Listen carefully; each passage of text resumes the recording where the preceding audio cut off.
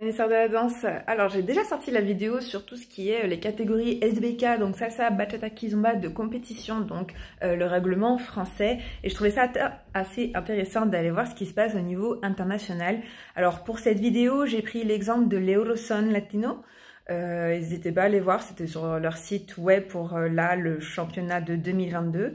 Peut-être que je vais faire les règlements pour les autres compétitions, par exemple le Salsa Summit ou autres, si ça vous intéresse. Mais c'est le plus renommé, c'est la compétition la plus renommée en ce moment au niveau salsa, donc c'est pour ça que j'ai pris celui. Donc en premier, on peut voir pareil, on a toujours salsa solo, donc on est tout seul masculin, donc il y a autant les pros, semi-pros, amateurs, juniors qui sont un peu les ados pour nous, infantiles, donc les enfants de 8 à 12 ans et les tout petits de 4 à 7.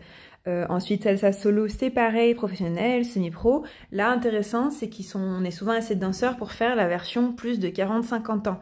Donc on a plus de 40-50 ans et qu'on est une femme, on est dans une catégorie à part. Ensuite, amateurs, adultes, donc à partir de 18 ans.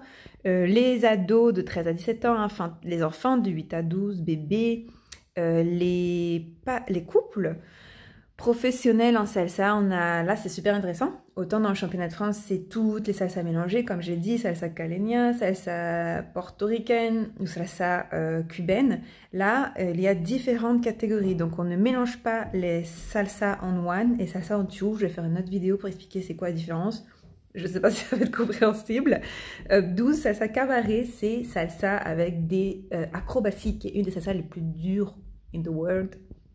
Ensuite, pareja, salsa, semi-pro. Donc ça, c'est les couples salsa qui sont semi-professionnels, donc qui touchent un petit peu d'argent, mais dont la rémunération complète ne vient pas de leur profession. Ok. Pareil, pareja, salsa, pro-am. Alors ça, c'est une catégorie qu'on n'a pas encore en France. C'est tout simplement quand un des deux danseurs est professionnel, donc est un entraîneur ou un prof de danse. Donc, par exemple, numéro 18, hombres pro, ça veut dire que tout simplement, le danseur, c'est un professionnel et la femme, c'est souvent une de ses élèves. 19, pareil, là, c'est la femme qui est la professionnelle et l'homme qui va être l'élève. Pareja salsa amateur, c'est que des amateurs. Ensuite, on a les juniors, les enfants, les couples de plus de 65 ans. Ça, c'est une catégorie qu'on n'a pas non plus. Soit plus de 65 ans, pro-âme. Ensuite, on a les petits de 6 à 13. Et j'arrive à la fin de mon temps, donc je vais faire une partie de